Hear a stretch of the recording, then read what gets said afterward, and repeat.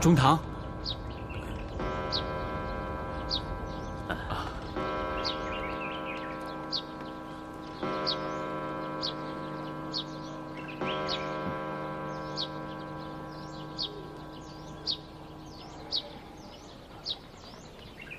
哦，姓孙回来了啊，大人。这位是朝廷驻日本参赞武廷芳，久仰大名。刚回来，正向中堂大人禀告日本国的情形。坐吧，坐会儿。汉阳铁厂安排的怎么样了？啊，铁厂已步入正轨，我在不在，无大碍。知道我为什么风风火火地把你从湖北调回来吗？略闻一点风声，是不是朝廷想检阅咱们北洋水师啊？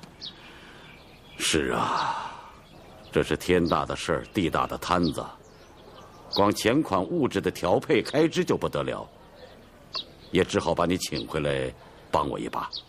卑职怎敢担当中堂一个请字啊？中堂但有调遣，卑职是赴汤蹈火。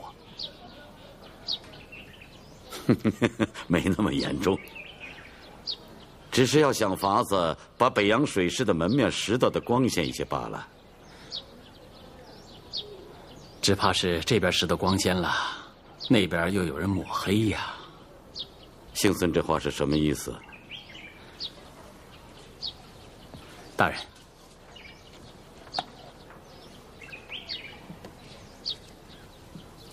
请看。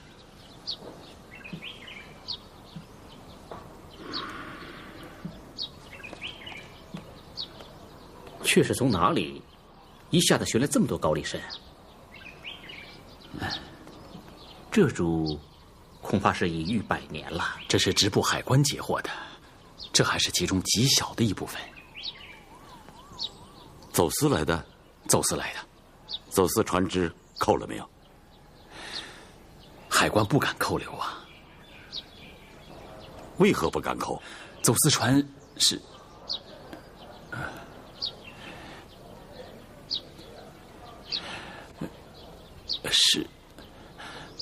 北洋军舰。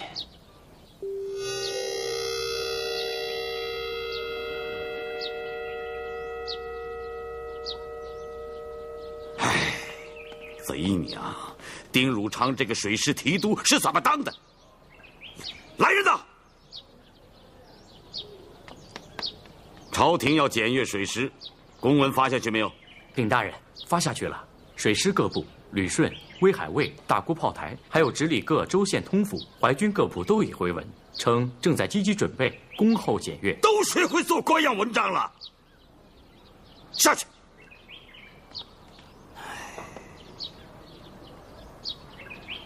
三军在。你们安排一下，我要出去。是。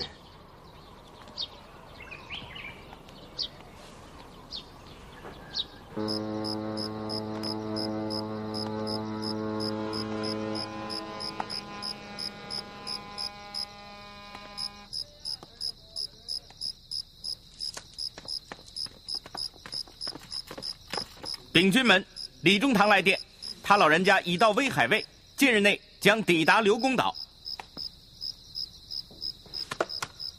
传我将令，着各舰管带再次申斥，本舰官兵不得擅自离舰。是。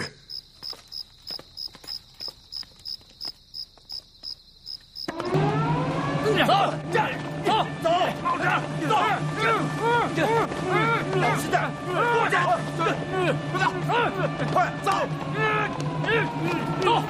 快走，走，快走，走，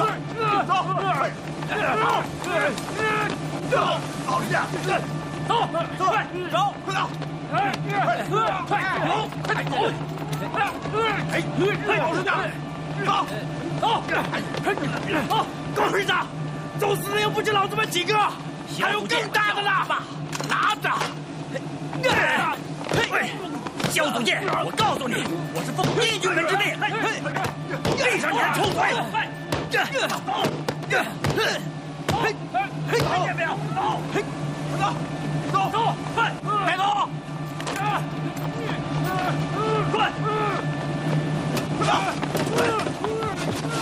这边，快走，走，下去，走，走，好，走，开船。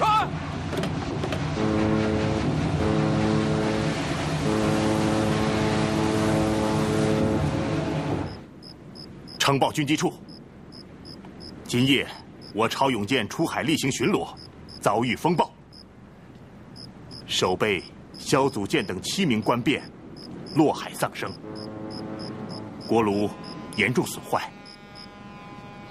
老兄，我再劝你一句，你要是把这事儿捅出去，对你可是一点好处也没有，反而得罪了本官以及营务处大大小小的同僚。再者说，中堂大人要是知道了这件事，那顶多也就是训斥我几句。他老人家是最念乡情，最恋旧。我跟随他那么多年，他要是对我不放心，能把旅顺海防营务这么大一摊子事交给我。而你呢，不为自己想，也得为你那一双小儿女着想啊。黄大人，你不要拿孩子来威胁我，我不想得罪你，可是你也太黑了，这买炮弹的钱你都敢贪，还逼我做假账。我不告你，这要打起仗来，没有了炮弹，这盖得过去吗？这么说，你是执意要告本官了？我良心不安生。好，那你就到龙王爷那儿去告吧。来人，有，红日来，你杀人灭口，你不得好死！放开我！把我放开！放开我！黄瑞来，你杀人灭口，你不得好死！黄瑞来，我这头死也饶不了你！黄瑞来，放开！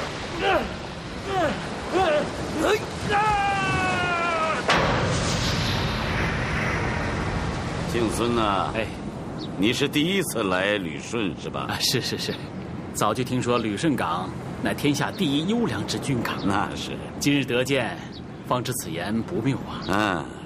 旅顺建设10年不容易啊，是，耗资亿万，方有今日之规模。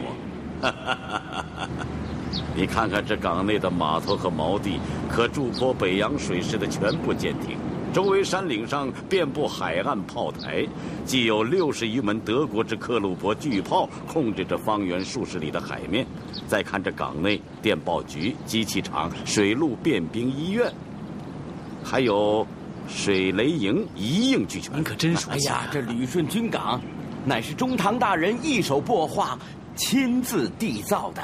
这方圆100里的山山水水，哪一处没有中堂大人的足迹呀？小兰子言过其实喽。哎，卑职并未言过其实。还记得修筑弹药库的时候，中堂曾险足短衣，亲自搬运砖石呢。走，咱们到弹药库去看看。来，走啊！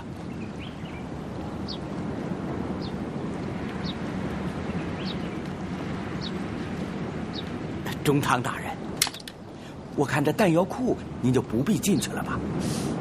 为什么？这里面码放的全是爆炸物品，我是为大人的安全着想。胡说！打开门。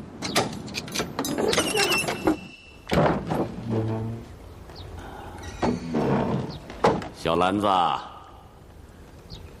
这炮弹不会受潮吧？不会，您看，这四面通风很好，这批炮弹搁了5、6年了，丝毫也没有受潮。好，打开瞧瞧。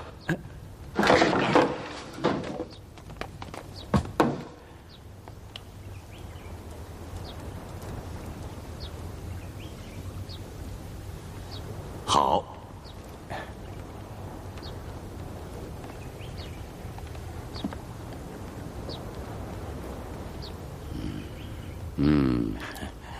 好啊。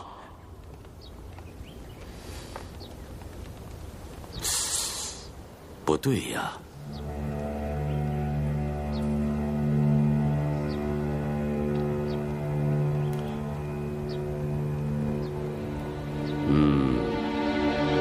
马三军在，把它打开。是。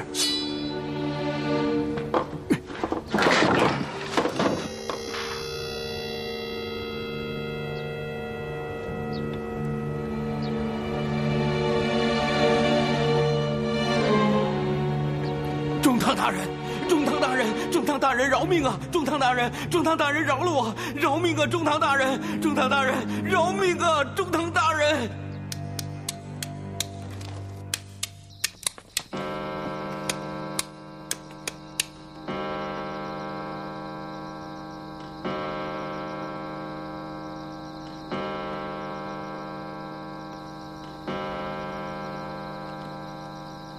王瑞兰该死。卑职有一点不明白，中堂大人，您怎么知道炮弹有假呢？我也险些被他骗过了。走到仓库门口的时候，突然想起，他说这仓库通风干燥，炮弹已经摆了5、6年了。可我发现，装炮弹的箱子木质都很新鲜，有的水汽未干，一望而知是新近赶制的。我这才发现其中有诈。中堂大人真是神仙。哎呦，我是什么神仙？只不过一身担着天大的责任，时时战战兢兢，处处都不敢马虎罢了。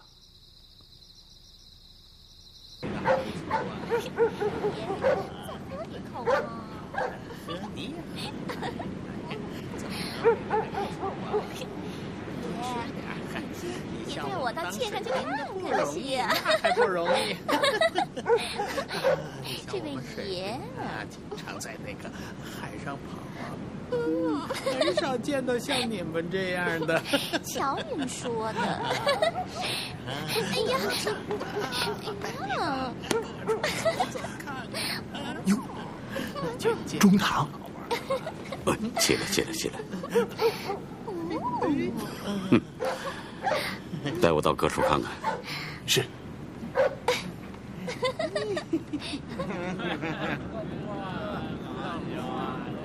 好喝，好喝。走，上哪儿去？站住！跪下！哎呀，你们哪个建的？我们济远建的。怎么跑岸上来了？啊？你们管带方伯谦呢？方管带回威海卫那个家了。我们几个没事干，就上岸上喝口小。滚！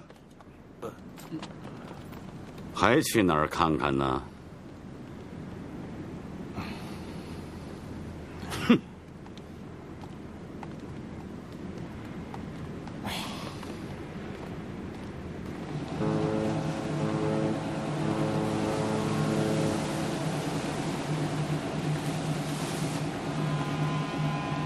这定远乃北洋旗舰，为什么夜里不实行灯火管制啊？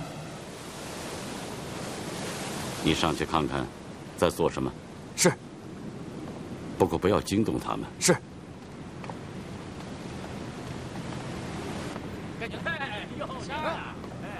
快下，快下！来，快！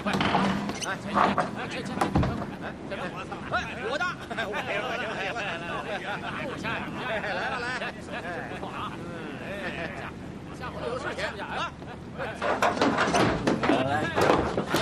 呀！哎，快下！快点！快点！那小子跑哪去了？输了钱就溜了。来，这是我的。他说他方便去了。来，快下！来，快下啊！哎，行，快！哎，这是我蹭了。哎，我的！来，快下呀！来，真不错啊！哎，这是我的了。哎，下呀！接着来，下。哎呀，输了啊！少废话，小子又赢了啊！来，下！快点！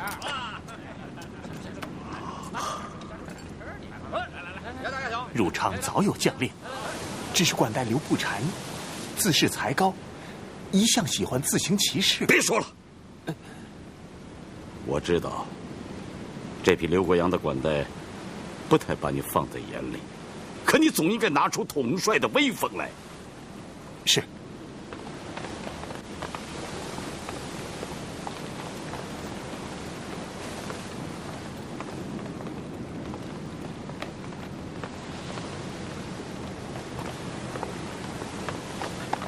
站住！什么人？我。丁军们，你们管带呢？我们邓大人把自己关在船长室看海战图呢。你怎么知道他在看海战图啊？这是他的习惯，我们舰上的兄弟都知道。你们舰上有没有人擅自上岸呢？那他除非不要脑袋了。咱们邓大人军令森严，谁敢违抗？他自己家遭了灾，都没离开军舰一步，咱得将心比心呐。他家遭灾，你们从何得知啊？咱们的二父是他的同乡。起来吧。是。回到你们的岗位。啊，不要告诉大家你们见过我们。啊，是。大人，我上得定远舰去，见一帮水兵们正在聚赌啊。刘步蟾呢？哎，他躺在船长舱里，正在吸鸦片，趁他不备啊，我把这个给你偷来了。你带的好兵啊！北洋军舰参与走私，你知道吗？入昌也曾风闻，那为何不严厉查处？他们也是让钱给闹的。哼，你呀！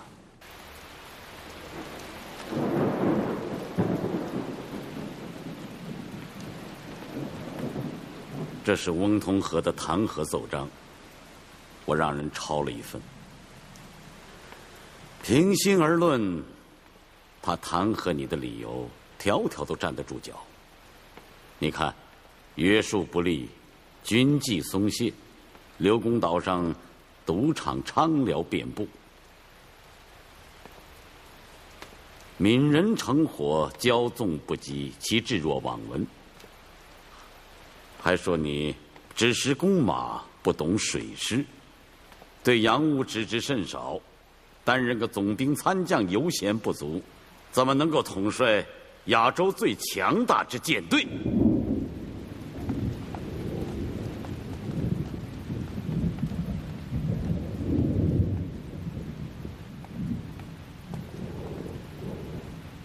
不就是一个弹劾吗？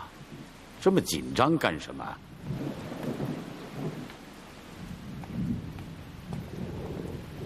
何况他弹劾你，不过是项庄舞剑，意在沛公。你听听他是怎么说老夫的吧：拥兵自重，任用四党，巧借名目，啊，这指的是海防军聚敛钱财。只要有一条成立，老夫这脑袋就没了。中堂，如常请求辞去北洋水师提督的职务。胡说！不能因为如昌连累了中堂大人呐。连累我？连累我什么？老夫一年四季被他们弹劾。照你这个样子，那都不要活了。不错，你是淮军旧部，又是安徽人，这么多年又一直跟着我，所以说我培植私人势力，任人唯亲。笑话！他妈的，不任人唯亲，还要让我任人唯属不成？非要让我的部下不听话，处处和我作对，就不叫培植私人势力了。贼娘！老子一辈子干的就是这个，会上他的当。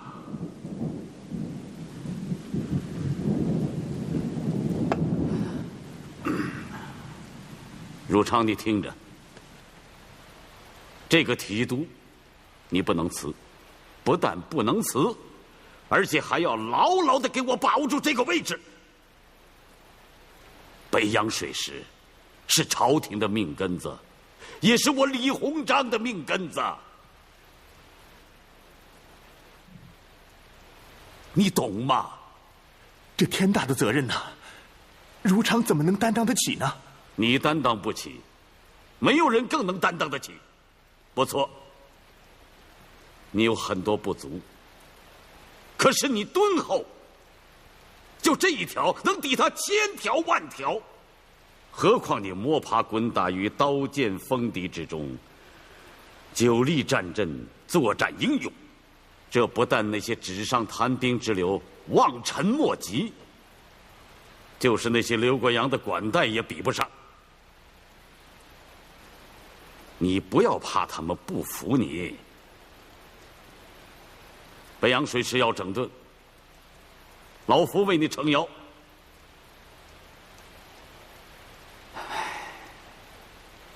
你自己也要努力通晓水兵诸事，为国争光，为老夫争气，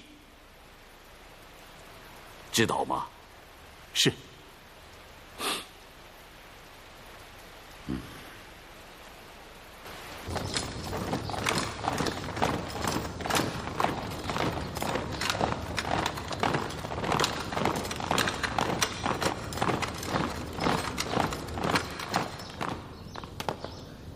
右翼总兵定远号管带刘步蟾，末将在。左翼总兵镇远号管带林泰增，末将在。副将经远号管带林永生，末将在。副将致远号管带邓世昌，末将在。副将靖远号管带叶祖圭，末将在。副将济远号管带方伯谦，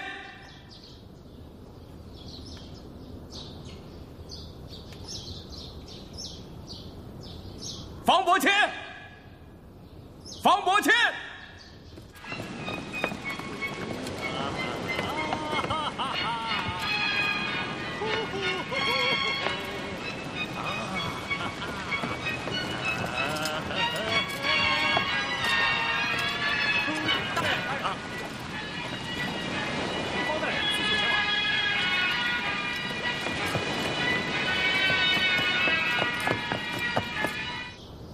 为迎接朝廷阅兵式，本帅曾三令五申着各舰各部悉心准备，不得贻误。今日升帐议事，诸将需一一禀报战备情形。不过在此之前，本帅将有一重大喜讯发布：李中堂已于昨日莅临刘公岛，恭请李中堂。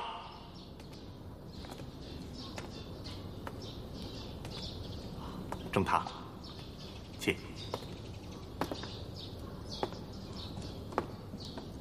参见李中堂。起来吧，起来吧。谢中堂。我此番前来，有一件物事要送给大家。这件物事，我准备拿给皇上看。拿给皇太后看，但我想，最应该看到他的，应该是北洋水师的全体将士。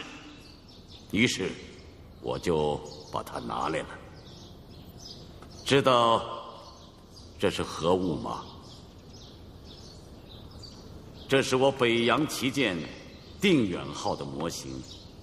自从我有了北洋水师，各国瞩目，而日本人对此则是既惊且惧，特别是对我头号主力定远和镇远2艘战列装甲舰，更是视为心腹大患，恨之入骨。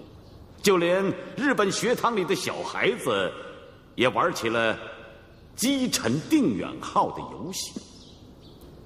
这军舰模型上的斑斑破洞，就是日本孩童以石头充作炮弹给砸出来的。能让倭寇如此仇恨，乃是我定远的光荣。不禅，但请朝廷和中堂大人放心。倘国家有事，只待中堂大人一声令下，不禅将率定远全舰将士立即出动，驰骋海疆，杀敌立功。用什么杀敌？用你这杆鸦片枪吗？末将知罪。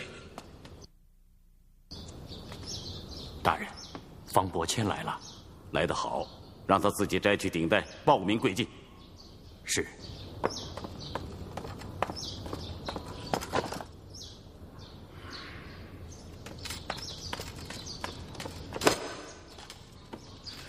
罪将方伯谦叩见中堂大人。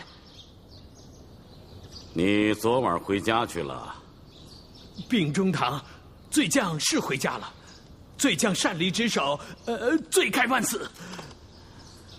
你的家不是在福州吗？怎么又迁到威海来了？罪将在威海又安了家，又买了房。你很会过日子嘛？听说你新纳了2房妾，一个是19岁，一个才16岁，是吗？擅离职守，点名不到，当治何罪啊？按律当斩，只是什么？当斩则斩。朝野常常有人议论北洋淮军为我李鸿章之私家军，道我一味偏袒迁就，有法不依，有罪不罚。而你们之中，如方伯谦也信以为真，妄自托大，有恃无恐，藐视朝廷法度，甚至拿军国大事当儿戏。外间议论，我不惧他。可你们任意胡来，倒成了我的心腹大患呐！如不严惩，污我名声事小，误了国家事大。旅顺、黄瑞兰的事，你们都听说了吧？你们都知道，打仗没有弹药，将士们就没了性命。可就是这个黄瑞兰，他也不管将士的什么性命不性命，用石头来冒充炮弹，把买弹药的钱撸到自己的腰包里去了。这样的事他都敢做，这样的钱他都敢贪污，那他还有什么事情不敢做？他依仗着什么呢？不就是依仗着他是14岁投靠了淮军，跟着我李某人刀头舔血闯出来的人吗？他想着别人不敢拿他怎么办，我也不会拿他怎么办。可是他就忘了朝廷的法度要拿他严办。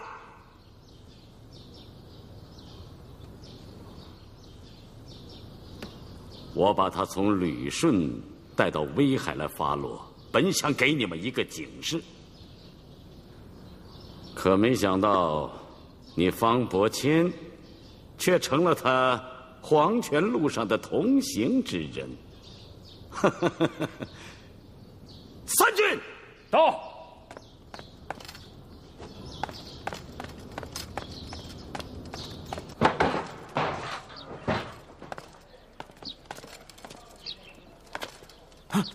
三郡兄弟，是中堂叫你来放我的。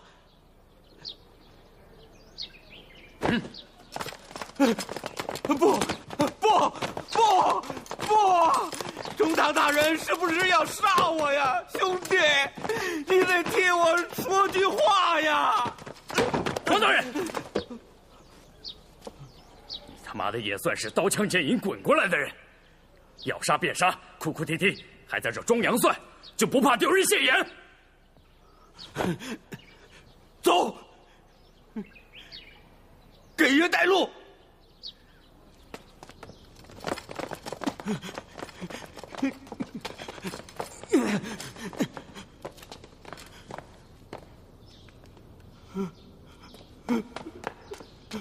阁员黄瑞兰叩见中堂大人。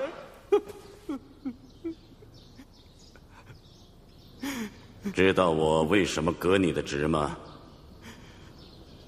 阁员知道，阁员辜负了中堂大人的教诲，犯了罪，只求中堂大人从宽发落呀。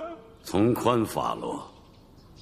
你的罪还能从宽发落？别人或许不能，放在阁员身上就能了，因为大人当年曾亲口对阁员说过，定不相负啊。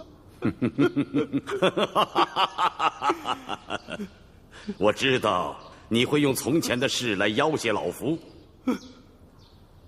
好，说。阁员错了，其实阁员做的那点事也不值一提。讲。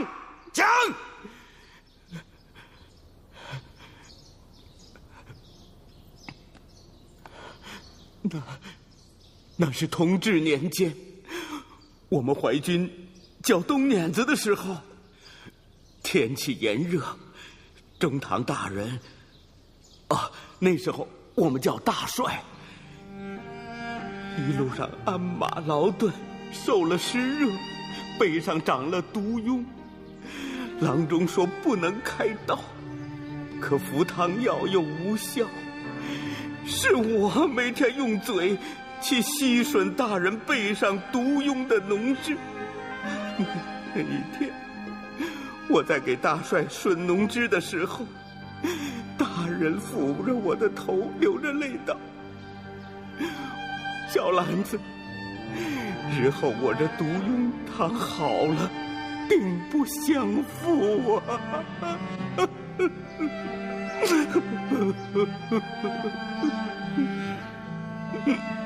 小兰子，今日老夫若赦了你，那就叫徇私枉法。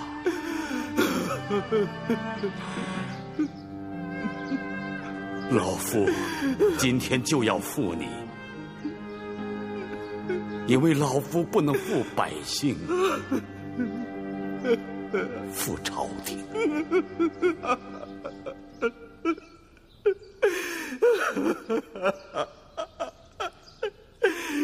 中堂大人，中堂大人，中堂大人呐！你大人，中堂大人，大人呐！中堂大人，大人，中堂大人呐！大人，中堂大人，大人呐！中堂大人。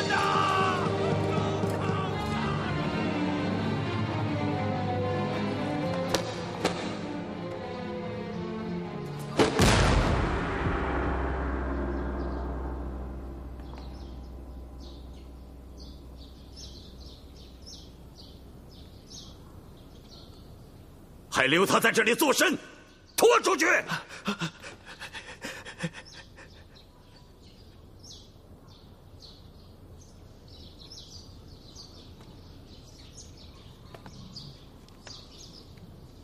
丁汝昌，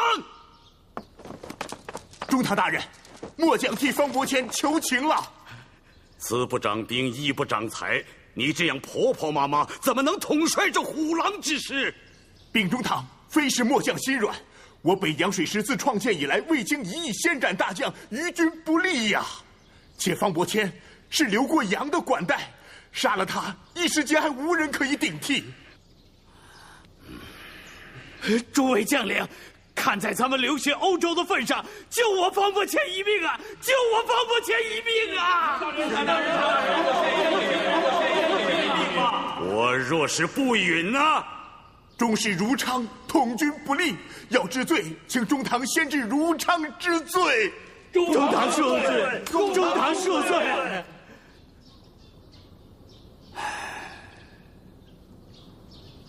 方伯谦，你看见了吗？看见了。看见了什么？看见丁军门和诸位将领。罪驾不晓得军法厉害，请中堂饶我这一回，我这就将房子充公，将2个妾送回原籍，一心为朝廷效力呀。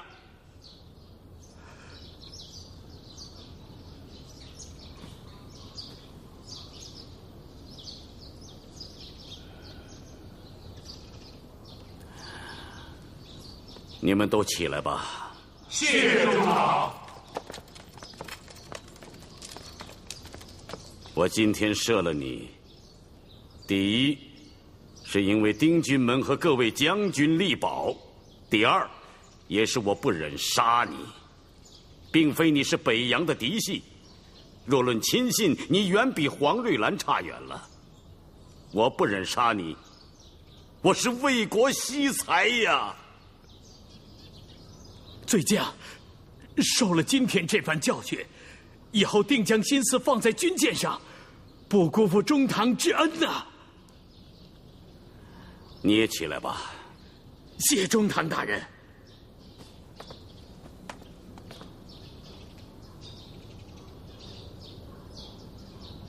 邓世昌，末将在。昨夜老夫深夜去巡查刘公岛，所有的舰艇都有人擅自上岸，唯独致远号号令森严，无一人擅自上岸。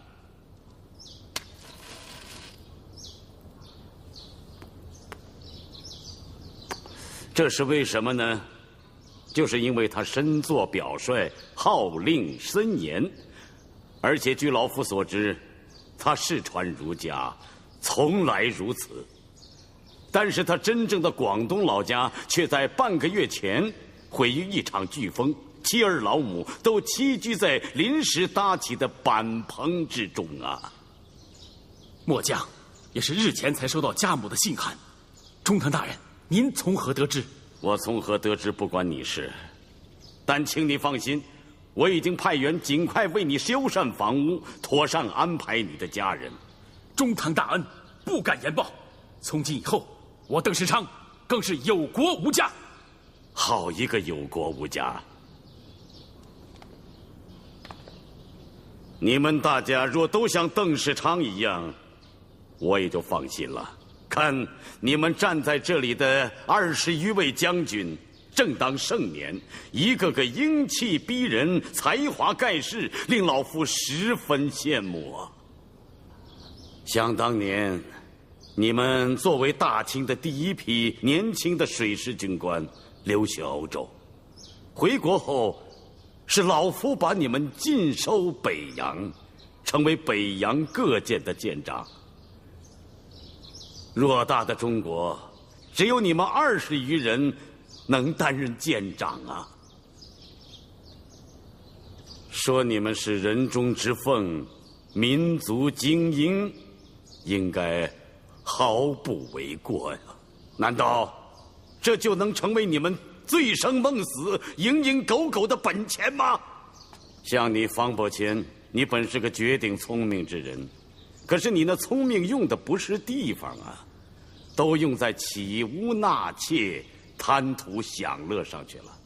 还有你刘步斩，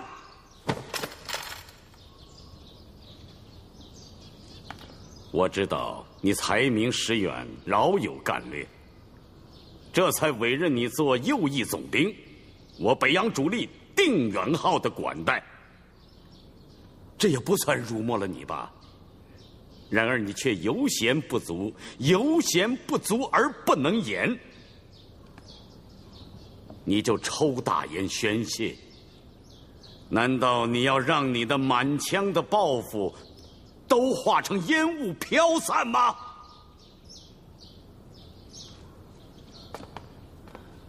今天我也不多说你，也不罚你，这2件物事你都拿去，